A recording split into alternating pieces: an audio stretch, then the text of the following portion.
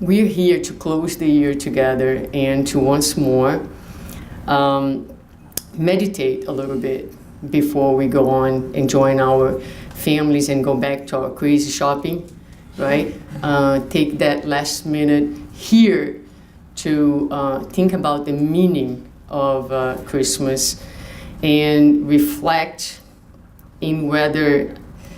about this day in this time where we celebrate Jesus' birth and what it means. So from the book On the Way to the Light by the Spirit Emmanuel, chapter 12, The Advent of Jesus. The definitive age of humankind's spiritual adulthood has begun. For Jesus, with his divine exemplification, has delivered the code of fraternity and love to all hearts. I'm going to read this again. The definitive age of humankind, spiritual adulthood, has begun. For Jesus, with his divine exemplification, has delivered the code of fraternity and love to all hearts. So, the first part of the sentence speaks about adulthood, spiritual adulthood. What does that mean? What does that look like? And then the second part of the sentence says that a specific code has been delivered to the human heart. When I read this, it reminded me of the many days that something's delivered to my house and is a certified mail, and I'm not there to sign. So what happens? They leave you that orange, pink, whatever piece of paper, annoying piece of paper. That means that you have to go to the post office and pick up the delivery.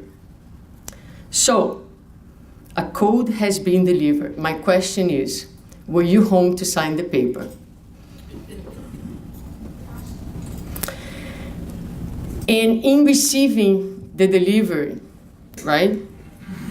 What is it that we would need to do? Because it's a code.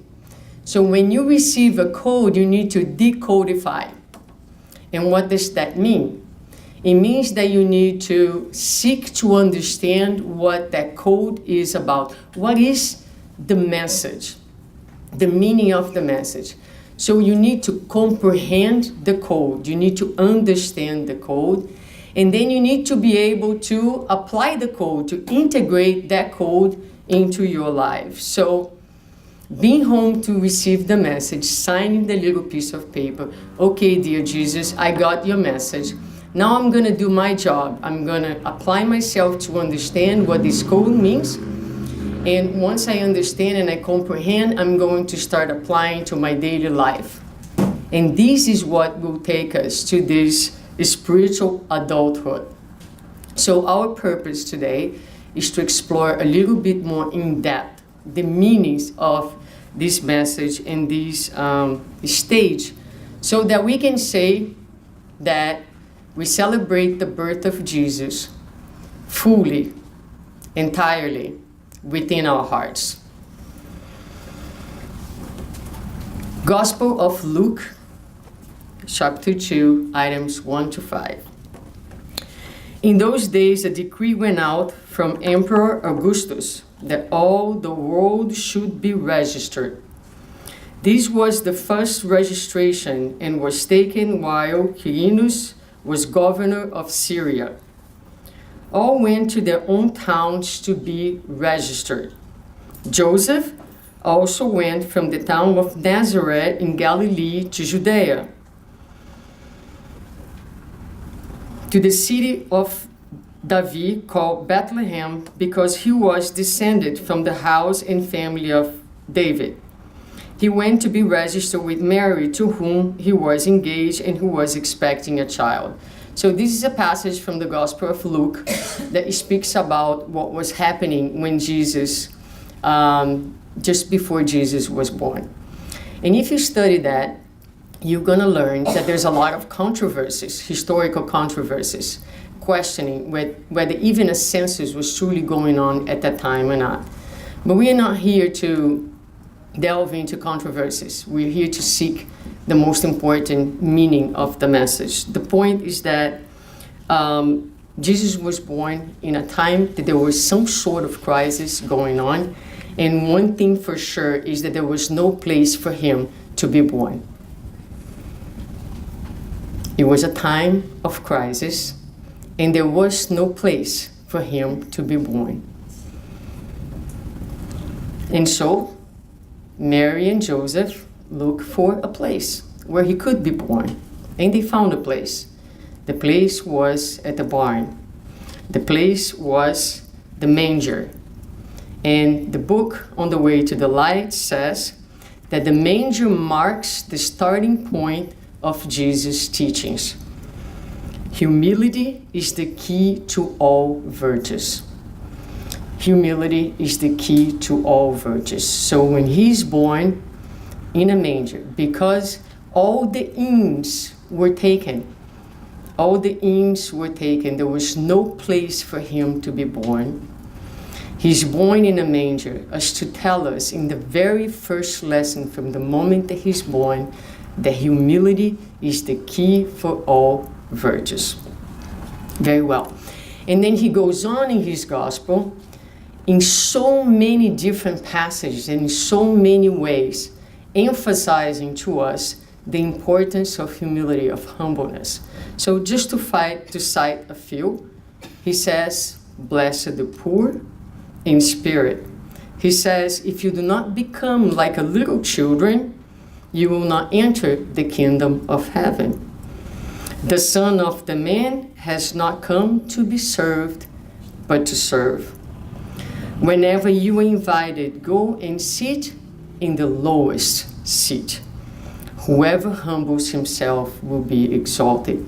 Just to cite a few, there are more passages where he reminds and he emphasizes that humility is the key to all virtues. Yet, there is a big contradiction apparent in the message that was delivered to us, and we probably went home to sign the slip, because the gospel, according to Spiritism, in chapter 7, item 11, the item is called Pride and Humility. It states, humility is a much neglected virtue among human beings. A much neglected virtue among human beings. The key virtue, the beginning of his message, is something that is neglected by the majority, if not all of us, in this planet. The question is, why?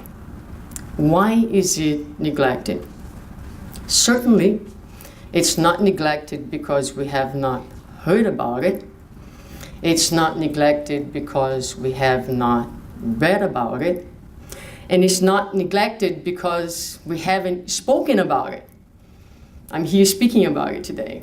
And so many speakers speak about humility in one way or another in their lectures. So why is it neglected?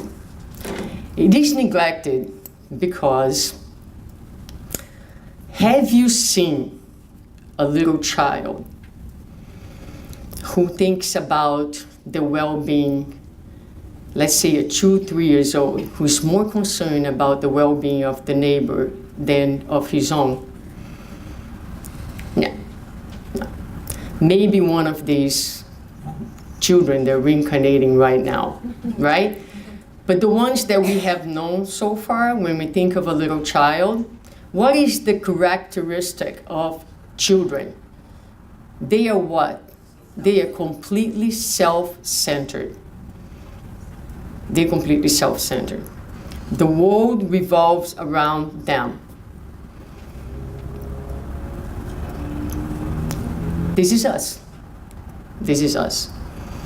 We, spiritually speaking, we are completely self-centered. Completely. There are moments where we try to go outside of ourselves. But the reason why it is in order for us to be humble and experience humbleness, it is necessary that our egos are fully healed, that our persona, what do I mean by our persona? This personality, our personalism, what I think, what I want, the way I see the world, my truth, can be healed to open space for God's truth to take place. So it's not that we don't want to be humble, it's that humbleness is a very highly advanced stage of awareness. It requires a level of spiritual maturity. It requires a level of connectedness with God that we don't experience at this point. So emotionally speaking, like I was saying, we are very much like children. We want to appear, we want to be seen, we want to be validated by others. We live in a society that we have changed God for Facebook. What do I mean by that? We draw our sense of self-worth from the likes that we get on Facebook as opposed to God's likes.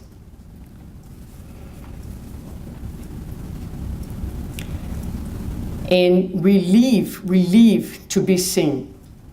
Now humbleness asks us to disappear so that the whole can be seen, so that Jesus can be seen, so that God can be seen. So it's neglected not because we are not trying. It's neglected because it requires a level of spiritual maturity that takes work. And it is basically a journey. So there is a book in Portuguese called Reflecting the Soul. And it's written by a group of psychologists. It's in Portuguese, so Refletindo a Alma, a group of psychologists. They are part of the nucleus of psychological studies, Joana de Angelis, in Brazil. Several psychologists who gathered to study the work of Joana de Angelis. And so in chapter 7, written by Claudio Sinotti, one of the psychologists, he cites Joana de Angelis, and Joana de Angelis in her work, she speaks about 5 different levels of awareness. And they are, the first, it's called when we are sleeping without dreams. The second one is when we are sleeping with dreams. The third one is when we are awakening. The fourth one is the transcendence of the ego. And the fifth one is called the cosmic awareness. Okay, so forget about the first 3 ones. The fourth stage is where we get to the point in our awareness where we transcend the ego and we transcend the collective. Because we are much more connected to God. Because we identify much more closely to God than we identify to the things that culture expects from us.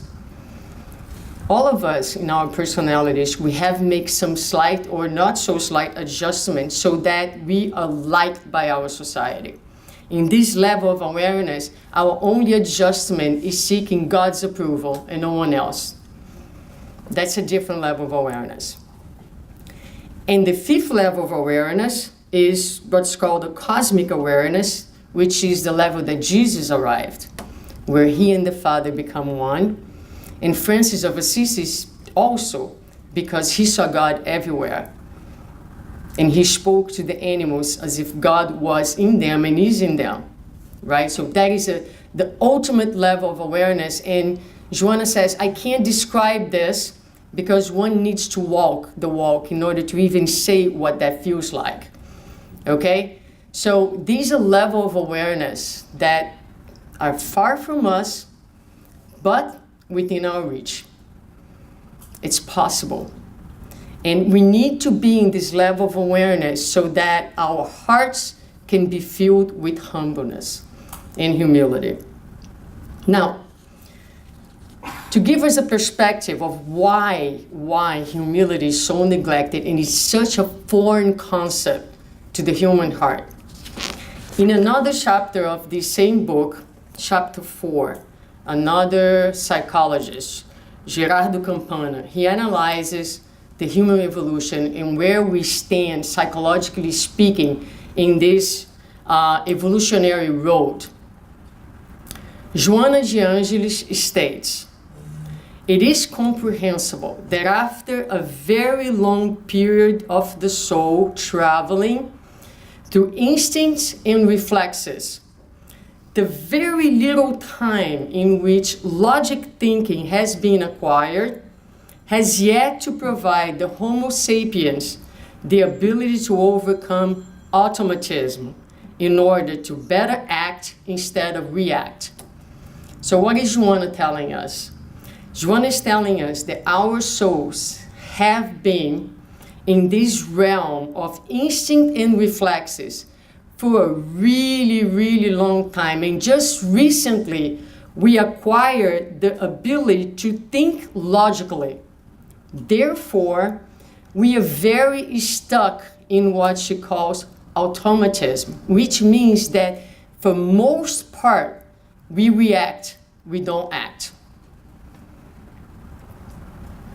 We react, we don't take our times and build our actions so that they are in line with peace and harmony and love. We are constantly reacting. It's the animal in us. And he analyzed, how do animals live? What is the life of animals about? So animals live what? To survive, to reproduce, to eat.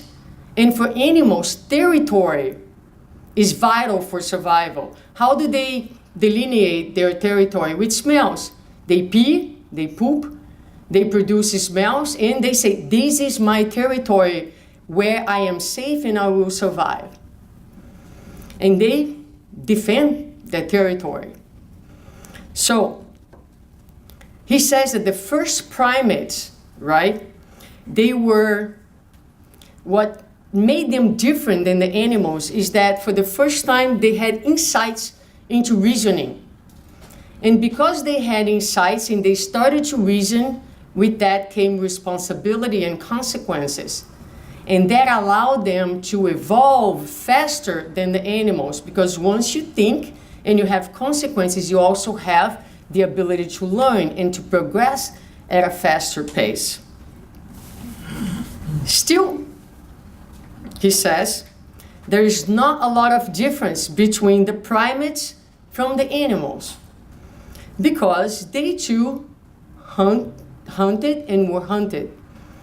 So for millions of years, we had primates on Earth. Let me repeat that. Millions of years, we had primates on Earth. And it wasn't until 10,000 years ago, just yesterday, that we started to plant and to domesticate animals. Just yesterday. In contradiction to millions of years living pretty much like animals, right? With instincts. So since then, 10,000 years ago, we evolved very quickly, especially with our intelligence, to the point that we built civilizations, cultures, and we went out of Earth into space. He says, however, a closer look at our civilization shows us that we still function in the realms of relationships, basically moved by the same factors that move animals and primates. The majority of our energy is consumed in surviving. Oh, Tati, you found my phone. Thank you, sweetie. This morning I lost my phone. My printer didn't work. Thank you, my love. Sorry for the interruption. And so I thought there was a spirit against me because the printer didn't print, the phone disappeared, and I'm like, I gotta get to the center. Anyways, oh my goodness, welcome. Jesus is in the house. It must be Christmas. Yes, wonderful, welcome. All right, so let me just get back to here. So, the majority of our energy is still consumed in our survival mode. Okay? So, and he cites many examples on how that is, but I'm going to take one example. For example, we're extremely territorial. We're territorial. We don't pee and poop, but we do other things. Okay? From the big picture, right? We are territorial and we like to move in tribes. Because when you have next to you the people from your tribe, it gives you a sense of security that you can better defend your territory, your ideas, your point of view, regardless of what their idea and point of view means to the whole. Because who cares about the whole? I care to be right. I care that my idea is heard. I care that my tribe is superior. And so we organize ourselves in tribes, political tribes, sports teams, religious tribes, spiritual center tribes. Because my spiritual center and their spiritual center. And within the spiritual center, we have department tribes. And then within the spiritual center, we have the group that is our own tribe within the tribe of the spiritual center. And we go on moving tribes and defending our territories very, very much like our primate brothers and sisters of not too long ago.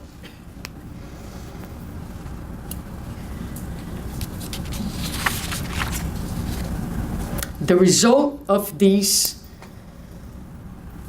way of living is that we compete with one another, we distrust one another, we disguise, and more gently than before, we kill one another. Sometimes with disdain, sometimes by closing our hearts and not forgiving, sometimes with words that can kill, that can destroy one's self-esteem, that can put one down. And so the result of this instinctive life that prevails is still in us, places a challenge for us in our relationships.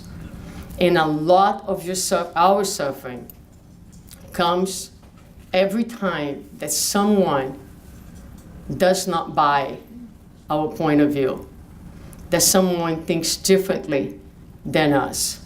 That, for us, is a major, major challenge because we are majorly self-centered.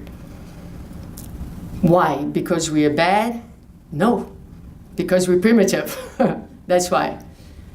So it's not evil, it's immaturity. It's not evil, it's inexperience. We are still afraid, like the animals are afraid. We're still fighting, we're still defending. We're still fearful of losing. We live in an emotional survival mode, without being able to understand that there is room for everybody, and that we gain a lot more often when we actually lose.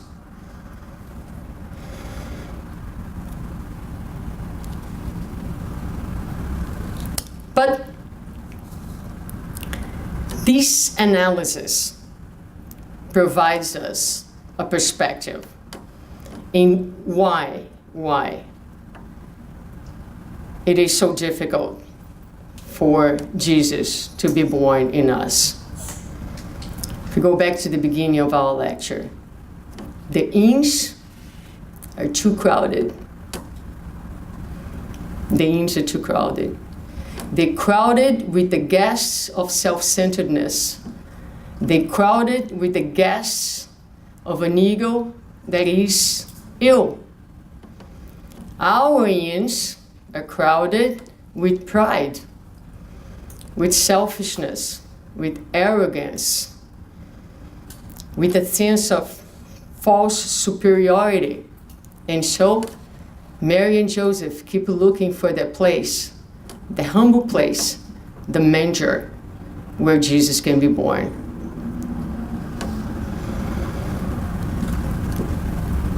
In the night of his birth, a star crossed the sky, leading the kings to his presence. The star continues to shine bright above us, and it shines brighter in the darkest nights of our lives. When we are in the depths of a crisis, when the sky seems to be without stars, if we look carefully, we'll see that star shining over us brightly. And this star for us is the gospel. And for us spiritualists is the spiritualist philosophy who comes to revive the gospel of Jesus in our hearts. But it can be there shining bright. It's important that we decide to stand up and follow it and walk. It's not enough to contemplate and to say, wow, what a beautiful star shining on the sky. No. It's guiding us from place 1 to place 2. So we must walk, follow the star. Raul Teixeira was here with us not too long ago. And he told us, when the doctor prescribes you a medication, how many of you read the instructions about how to take the medication? We usually open that thing and throw in the garbage, right? So the gospel is available to us. We must read it. We must read it. We must study it. We must love it. We must not only read, but we want to integrate the message in our lives. But I'm going to tell you something. The effectiveness of the medication is proportional to the understanding that you have of your moral disease. Let's think about that. If I have the medication in front of me, but I have no idea what the symptoms are in me, morally speaking, then it's going to be another beautiful text that I'm going to read and say and cry. This is so beautiful, it's so moved, but it goes anywhere. Because you must know the guests in your inn. Who are they? What are they doing in the inn of your soul? Who are they? What is their role? Why are they there? If you know the guests in your inn and you know them well, you treat them with kindness. And in treat them with kindness, you integrate them with love. And little by little, you open in your heart space for Jesus to be born. Not by saying, go away, undesirable guest. No. You are here, occupying a space in my heart. Let me understand where you came from. What are you doing here so that I can take care of you and open space for different feelings to be born in my heart. So we shouldn't be afflicted with this information because enlightenment is a journey. And Jesus loves us where we are. He knows that although born to the world, he remains very much unknown to most of us as he was unknown to his own disciples. He knows that although born to the world, he remains very much unknown to most of us, as he was unknown to his own disciples. And when he looks at us, he doesn't see ungrateful people. He sees little children. That's what he saw in Peter when Peter denied him for 3 times. So if we go to the book, Good News, and read the Spirit Humberto de Campos, Jesus tells Peter, the time for my testimony is approaching. I know beforehand that you will disperse in the final moments. Pay attention to what he says. This is natural, because for now, you are only prepared to learn. You only prepare to learn. Peter had no idea of what Jesus was talking about, like us. We read and we still have no idea what he was talking about. So he tells him, I'm leaving. He says, Lord, where are you going? And Jesus looks at him and says, you are not yet ready to follow me. The testimony is one of great sacrifice and extreme abnegation, and only later you will possess the necessary strength required. He's speaking to all of us. He's telling us, you are not ready to follow me. Because to follow me, I'll ask from you great sacrifice and extreme, not any type of abnegation, extreme abnegation. You're not ready. You are in the place where you only prepare to learn. I cannot follow you, Lord. Are you, Lord, by any chance questioning my courage? Aren't I a man? For you, I'll give you my own life. And Jesus smiled and pondered, Peter, your inquietude deserves other teachings. Experience will bring you better conclusions. In fact, I affirm you that tonight, before the rooster crows, you will disown me 3 times. Dear Lord, do you judge me this evil? No, Peter, I do not suppose you indifferent or ungrateful to my teachings. But you learn today still that the man of the world is more frail than evil. So he looks at us and he does not suppose us indifferent or ungrateful, just frail. Just frail. Let's go to Primícias do Reino. The first news of the kingdom would be the translation by Amélia Rodrigues. And now we find a narrative of Peter. He's fishing. It's a very well-known passage when Jesus appears to him and says to him, throw the net on the right side. And he pulls the net and he's in awe with the quantity of fishes. He makes it back to the beach. They sit, they have dinner, and then Jesus will ask him, Simon, son of John, do you love me more than these? Yes, Lord, he answered. You know I love you. And Jesus said, feed my lambs. Jesus asked a second time, Simon, son of John, do you love me? Yes, Lord, he answered. You know I love you. Jesus told him, shepherd my sheep. And then he asked for the 3rd time, Simon, son of John, do you love me? And Peter was deeply hurt that Jesus has asked him a 3rd time, do you love me?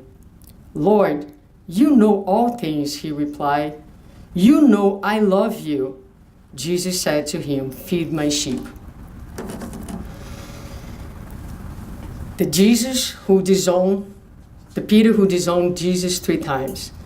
Now Jesus comes to him and wants to make sure at that point that Peter had gathered enough strength and enough courage, and that Jesus has grown enough in him, and that he, Peter, the man, the persona, had diminished enough, and Christ was bright enough in his heart so that he could go to the next step of great sacrifice and extreme abnegation. So when Jesus asked him about his love, he wants Peter to reflect, what is the size of that love? What is the meaning of that love? How big has Jesus became within his soul?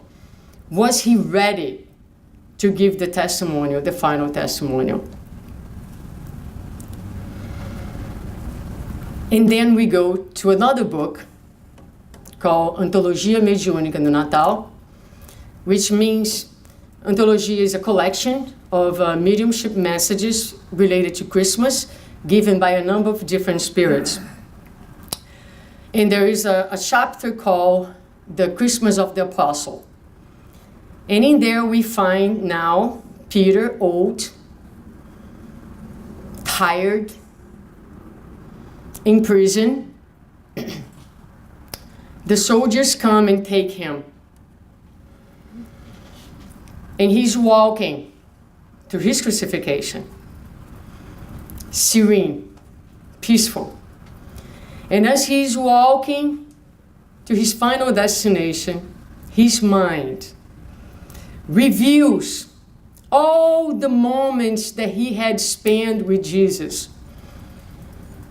The moments fishing together, the moments where they shared the meal, the conversations, the moments where they healed together, the challenges, the persecutions, everything comes back to the mind of the apostle. And deep in his heart, he can't think of anything else but how much he longs for Jesus' presence, how much he misses him, how much he wishes to see him again. The crowd around crying in reverence, in respect to that man and everything that he had done. And one soldier, very disrespectful, insulting him all along the way.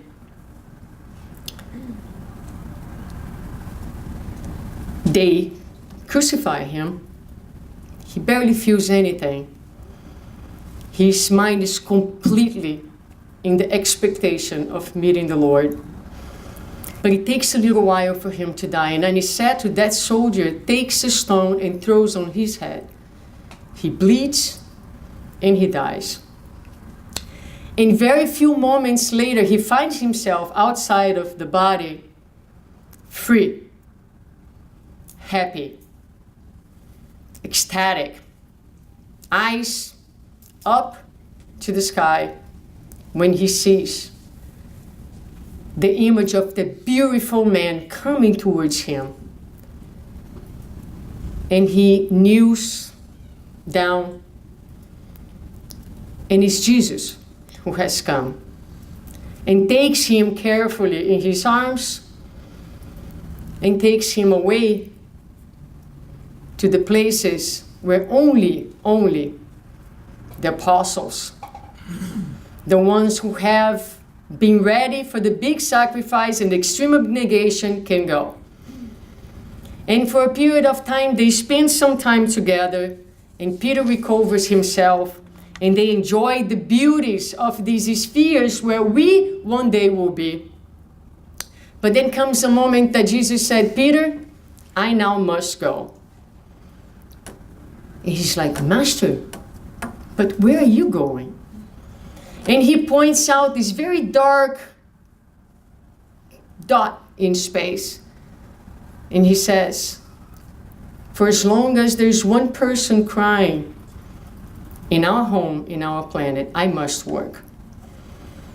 And Peter said, well, Master, me too. And they live together back to this place we call home to be with us and to help us. We go back to Jesus' question, now to all of us. Do you love me? Do you love me? And one more time, do you love me? Go and shepherd my sheep. Go and feed my sheep. Go and take care of my sheep. Go and love one another. We are still in the phase where we are certainly learners, far from being the apostles. But may this Christmas be a time where, when we gather around the food and the tree, may our presence, our emotional and spiritual presence to our Lord, be the commitment to engage in small gestures of sacrifice and abnegation, sacrificing our pride, sacrificing our point of view, sacrificing our ego, so that little by little He can be truly born in the inn of our hearts. Merry Christmas to all of you. Thank you so much for being here today, for being part of this family. I really, really wish Christmas to be what it's meant to be. This time of inner reflection, this time of incredible gratitude. And although we are still very, very small children, He was born 2,000 years ago. The star is out there for whoever wants to follow it. And so it's easier if we do this together, helping one another, forgiving one another, because we are all so frail. The man of the world is more frail than evil. So may this Christmas be a place where compassion, brotherhood, fraternity, all these things that we spend the entire year talking about, studying in our study groups, can come true within our hearts and within our lives.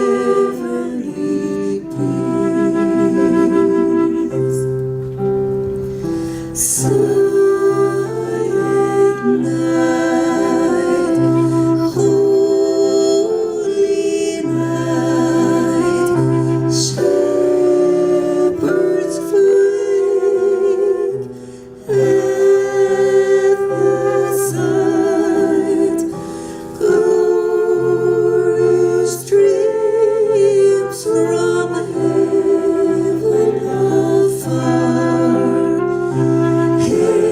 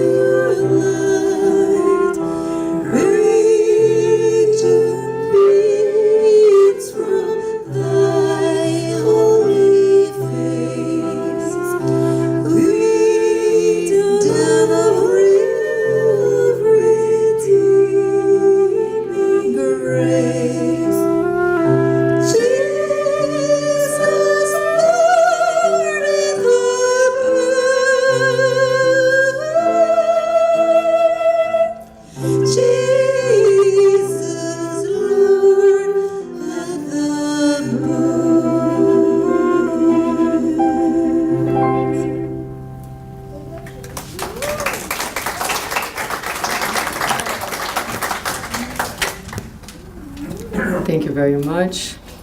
Let's do our final prayer. Dear Father,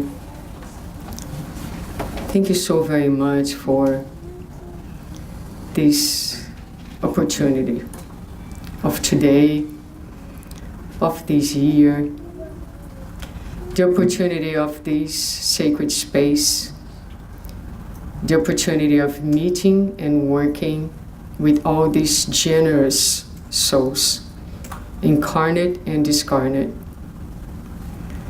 Thank you so much for the abundance of blessings that shine over us throughout the entire year. Thank you so much for your message of redemption and hope. Thank you so much for your kindness, for your compassion and mercifulness toward your children. At this time, dear Lord, as we celebrate your presence and birth in us, we ask you to bless us once more with your love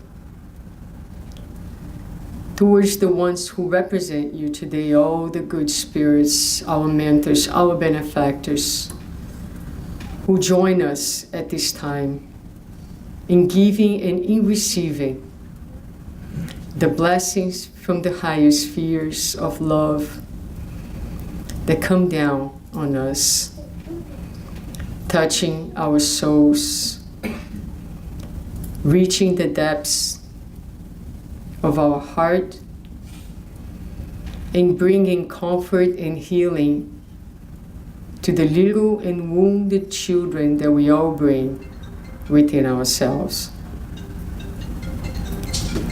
May all of us now feel and see with the eyes of the Spirit the light and the love that shines over us. Let us feel the energy of love surrounding and embracing tightly each one of us, as if Jesus was telling us right now, dear child of mine, I love you. I love you and I cherish you. I cherish your efforts. I cherish your commitment and I cherish your gift. Please continue on. Don't give up. I am with you at all times.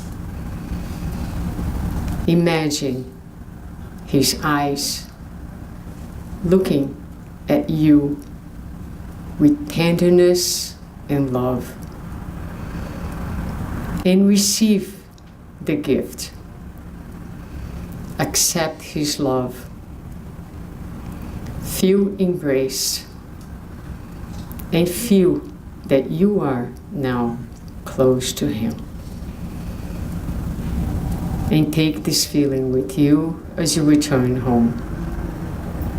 The feeling of love, the feeling of connectedness, and the certainty that in him all things are possible. Thank you so much, Jesus, for your loving presence. May each one of us return now to our homes, taking this multitude of blessings in our hearts.